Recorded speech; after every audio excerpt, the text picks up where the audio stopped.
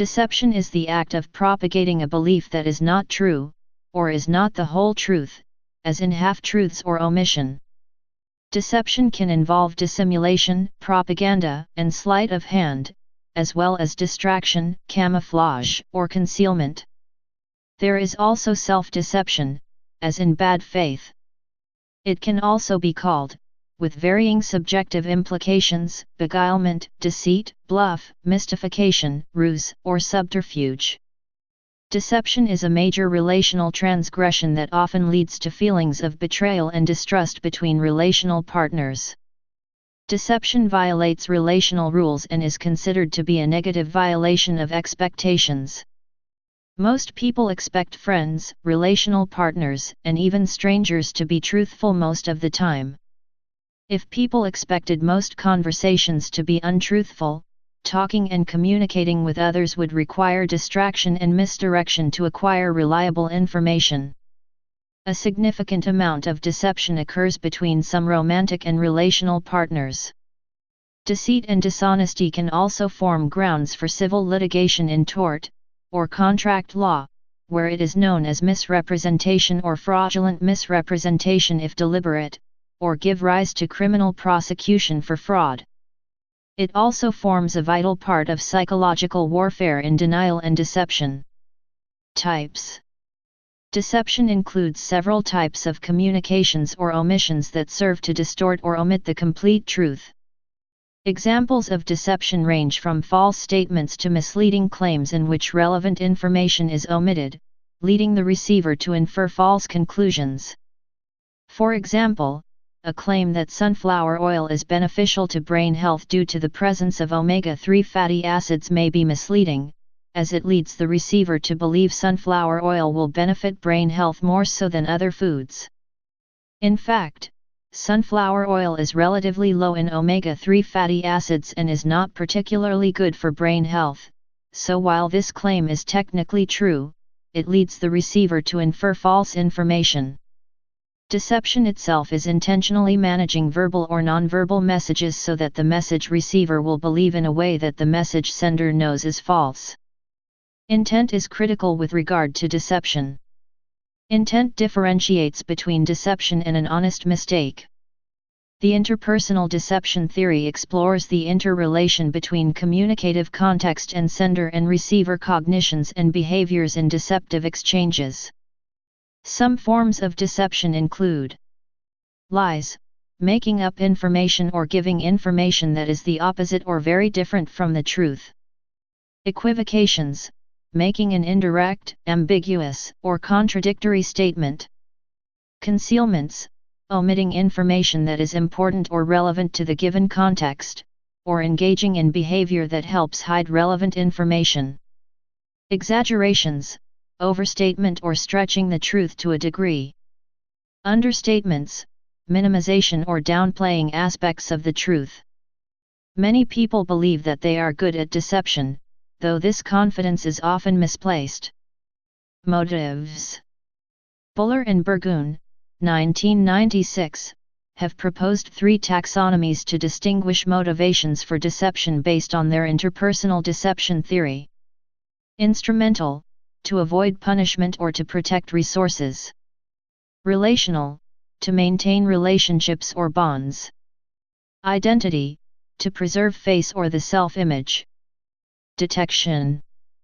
Deception detection between relational partners is extremely difficult, unless a partner tells a blatant or obvious lie or contradicts something the other partner knows to be true.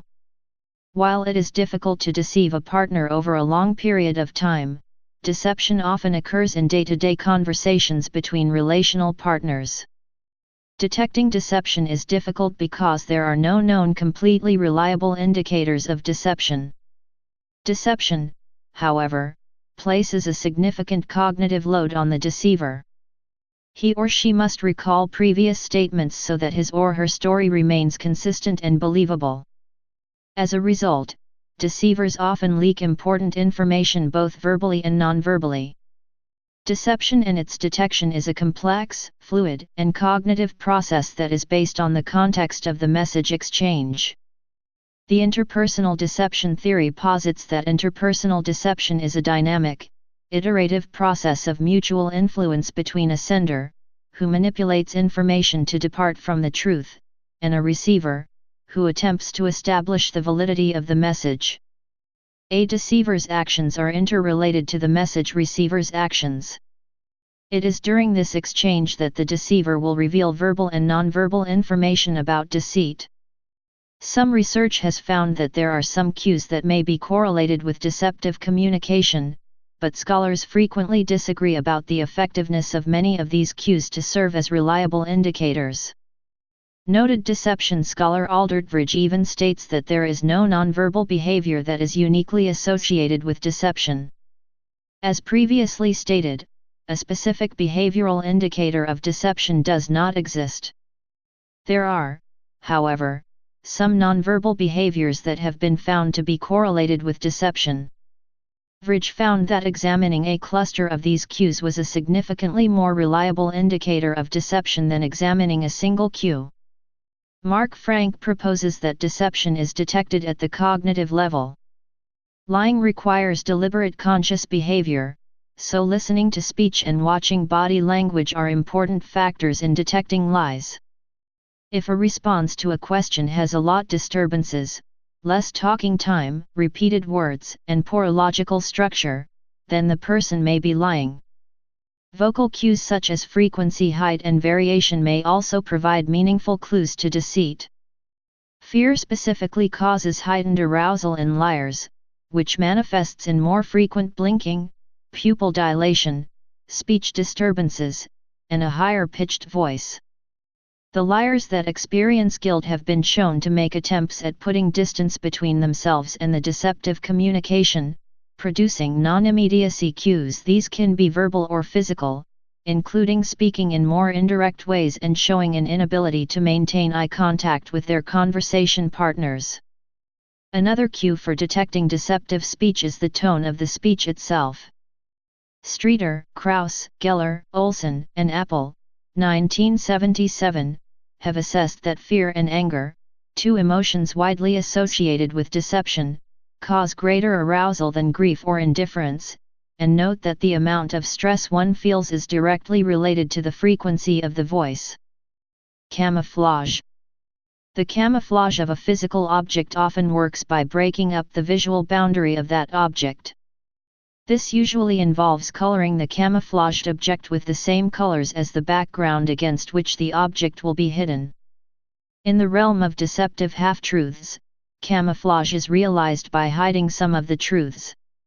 Military camouflage as a form of visual deception is a part of military deception. Disguise.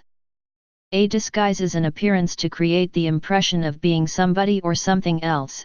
For a well-known person, this is also called incognito. Passing involves more than mere dress and can include hiding one's real manner of speech. Example: the fictional detective Sherlock Holmes often disguised himself as somebody else to avoid being recognized. In a more abstract sense, disguise may refer to the act of disguising the nature of a particular proposal in order to hide an unpopular motivation or effect associated with that proposal. This is a form of political spin or propaganda. See also, rationalization and transfer within the techniques of propaganda generation. Example: depicting an act of war, an attack, as a peace mission or spinning a kidnapping as a protective custody. Dazzle. Example: the defensive mechanisms of most octopuses to eject black ink in a large cloud to aid in escape from predators. The use by some Allied navies during World War II of dazzle camouflage painting schemes to confuse observers regarding a naval vessel's speed and heading. Simulation. Simulation consists of exhibiting false information.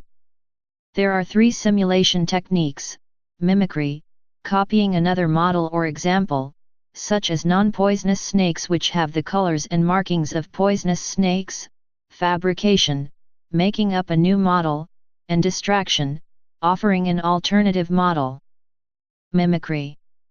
In the biological world, Mimicry involves unconscious deception by similarity to another organism, or to a natural object. Animals, for example, may deceive predators or prey by visual, auditory, or other means. Fabrication. To make something that appears to be something that it is not, usually for the purpose of encouraging an adversary to reveal, endanger, or divert that adversary's own resources, i.e., as a decoy. For example, in World War II, it was common for the Allies to use hollow tanks made out of wood to fool German reconnaissance planes into thinking a large armor unit was on the move in one area while the real tanks were well hidden and on the move in a location far from the fabricated dummy tanks. Mock airplanes and fake airfields have also been created. Distraction. To get someone's attention from the truth by offering bait or something else more tempting to divert attention away from the object being concealed. For example, a security company publicly announces that it will ship a large gold shipment down one route, while in reality take a different route. A military unit trying to maneuver out of a dangerous position may make a feint attack or fake retreat, to make the enemy think they are doing one thing, while in fact they have another goal. In romantic relationships, deception is particularly common within romantic relationships, with more than 90% of individuals admitting to lying or not being completely honest with their partner at one time. There are three primary motivations for deception in relationships. Partner-focused motives, using deception to avoid hurting the partner, to help the partner to enhance or maintain their self-esteem, to avoid worrying the partner, and to protect the partner's relationship with a third party. Partner-focused motivated deception can sometimes be viewed as socially polite and relationally beneficial, such as telling white lies to avoid hurting your partner. Although other, less common, partner-focused motives such as using deception to evoke jealous reactions from their partner may have damaging effects on a relationship. Self-focused motives, using deception to enhance or protect one's own self-image, maintain or establish their autonomy, avoid constrictions, unwanted activities, or impositions, shield themselves from anger, embarrassment, or criticism, or resolve an argument. Another common self-focused motive for deception is a continuation of deception in order to avoid being caught in a previous deception. Self-focused deception is generally perceived as a more serious transgression than partner-focused deception, because the deceiver is acting for selfish reasons rather than for the good of the partner or relationship. Relationship-focused motives, using deception to limit relationship harm by avoiding conflict or relational trauma. Relationally motivated deception can be beneficial to a relationship, and other times it can be harmful by further complicating matters. Deception may also be used to facilitate the dissolution of an unwanted relationship. Deception impacts the perception of a relationship in a variety of ways, for both the deceiver and the deceived. The deceiver typically perceives less understanding and intimacy from the relationship, in that they see their partner as less empathetic and more distant. The act of deception can also result in feelings of distress for the deceiver, which become worse the longer the deceiver has known the deceived, as well as in longer-term relationships. Once discovered, deception creates feelings of detachment and uneasiness surrounding the relationship for both partners. This can eventually lead to both partners becoming more removed from the relationship or deterioration of the relationship. In general, discovery of deception can result in a decrease in relationship satisfaction and commitment level. However, in instances where a person is successfully deceived, relationship satisfaction can actually be positively impacted for the person deceived, since lies are typically used to make the other partner feel more positive about the relationship.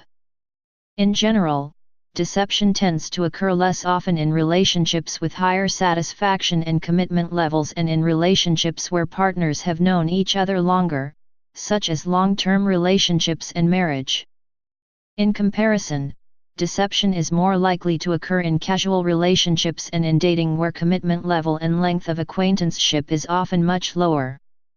Infidelity. Unique to exclusive romantic relationships is the use of deception in the form of infidelity. When it comes to the occurrence of infidelity, there are many individual difference factors that can impact this behavior.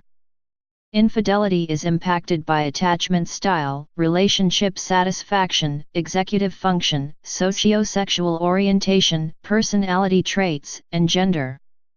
Attachment style impacts the probability of infidelity, and research indicates that people with an insecure attachment style, anxious or avoidant, are more likely to cheat compared to individuals with a secure attachment style, especially for avoidant men and anxious women. Insecure attachment styles are characterized by a lack of comfort within a romantic relationship, resulting in a desire to be overly independent, avoidant attachment style, or a desire to be overly dependent on their partner in an unhealthy way, anxious attachment style. Those with an insecure attachment style are characterized by not believing that their romantic partner can/will support and comfort them in an effective way, either stemming from a negative belief regarding themselves, anxious attachment style, or a negative belief regarding romantic others, avoidant attachment style. Women are more likely to commit infidelity when they are emotionally unsatisfied with their relationship, whereas men are more likely to commit infidelity if they are sexually unsatisfied with their current relationship. Women are more likely to commit emotional infidelity than men, while men are more likely to commit sexual infidelity than women. However, these are not mutually exclusive categories, as both men and women can and do engage in emotional or sexual infidelity. Executive control is a part of executive functions that allows for individuals to monitor and control their behavior through thinking about and managing their actions. The level of executive control that an individual possesses is impacted by development and experience and can be improved through training and practice. Those individuals that show a higher level of executive control can more easily influence/control their thoughts and behaviors in relation to potential threats to an ongoing relationship, which can result in paying less attention to threats to the current relationship, other potential romantic mates. Socio-sexual orientation is concerned with how freely individuals partake in casual sex outside of a committed relationship and their beliefs regarding how necessary it is to be in love in order to engage in sex with someone. Individuals with a less restrictive socio-sexual orientation, more likely to partake in casual sex, are more likely to engage in infidelity. Individuals that have personality traits including high neuroticism, low agreeableness, and low conscientiousness are more likely to commit infidelity. Men are generally speculated to cheat more than women, but it is unclear if this is a result of socialization processes where it is more acceptable for men to cheat compared to women, or due to an actual increase in this behavior for men. Research conducted by Conley and colleagues, 2011, suggests that the reasoning behind these gender differences stems from the negative stigma associated with women who engage in casual sex and inferences about the sexual capability of the potential sexual partner. In their study, men and women were equally likely to accept a sexual proposal from an individual who was speculated to have a high level of sexual prowess. Additionally, women were just as likely as men to accept a casual sexual proposal when they did not anticipate being subjected to the negative stigma of sexually permissible women as slutty. In online dating, research on the use of deception in online dating has shown that people are generally truthful about themselves with the exception of physical attributes to appear more attractive. According to the Scientific American, 9 out of 10 online daters will fib about their height, weight, or age, such that men were more likely to lie about height while women were more likely to lie about weight. In a study conducted by Thoma and Hancock, less attractive people were found to be more likely to have chosen a profile picture in which they were significantly more attractive than they were in everyday life. Both genders used this strategy in online dating profiles, but women more so than men. Additionally, less attractive people were more likely to have lied about objective measures of physical attractiveness such as height and weight. In general, men are more likely to lie on dating profiles, the one exception being that women are more likely to lie about weight. In social research, some methodologies in social research, especially in psychology, involve deception. The researchers purposely mislead or misinform the participants about the true nature of the experiment. In an experiment conducted by Stanley Milgram in 1963, the researchers told participants that they would be participating in a scientific study of memory and learning. In reality, the study looked at the participants' willingness to obey commands, even when that involved inflicting pain upon another person. After the study, the subjects were informed of the true nature of the study, and steps were taken in order to ensure that the subjects left in a state of well-being. Use of deception raises many problems of research ethics, and it is strictly regulated by professional bodies such as the American Psychological Association. In psychological research often needs to deceive the subjects as to its actual purpose. The rationale for such deception is that humans are sensitive to how they appear to others, and to themselves, and this self-consciousness might interfere with or distort from how they actually behave outside of a research context, where they would not feel they were being scrutinized. For example, if a psychologist is interested in learning the conditions under which students cheat on tests, directly asking them, "How often do you cheat?" might result in a high % of socially desirable answers, and the researcher would in any case be unable to verify the accuracy of these responses. In general, then, when it is unfeasible or naive to simply ask people directly why or how often they do what they do, researchers turn to the use of deception to distract their participants from the true behavior of interest. So, for example, in a study of cheating, the participants may be told that the study has to do with how intuitive they are. During the process, they might be given the opportunity to look at, secretly, they think, another participant's answers before handing in their own.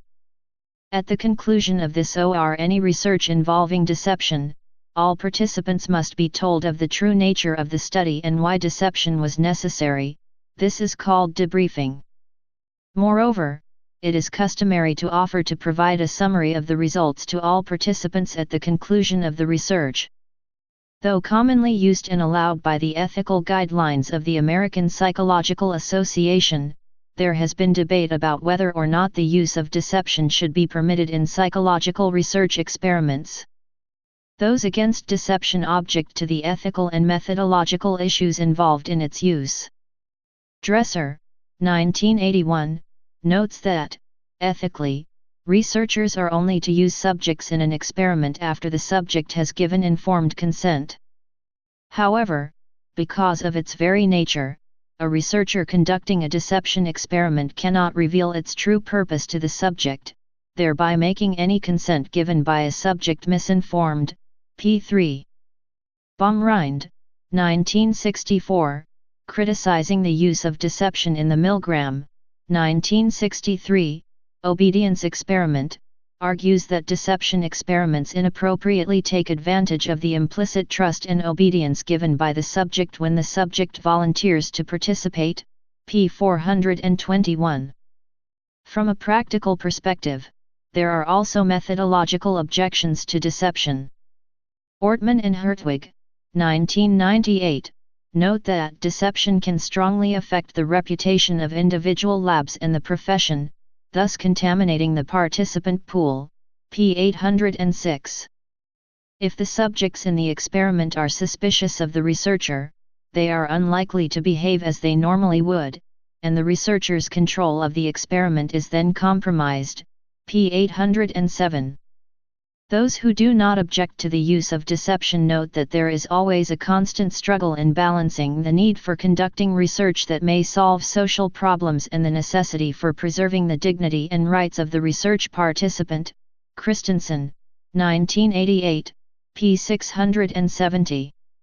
They also note that, in some cases, using deception is the only way to obtain certain kinds of information, and that prohibiting all deception in research would have the egregious consequence of preventing researchers from carrying out a wide range of important studies. Kimmel, 1998, p. 805. Additionally, findings suggest that deception is not harmful to subjects.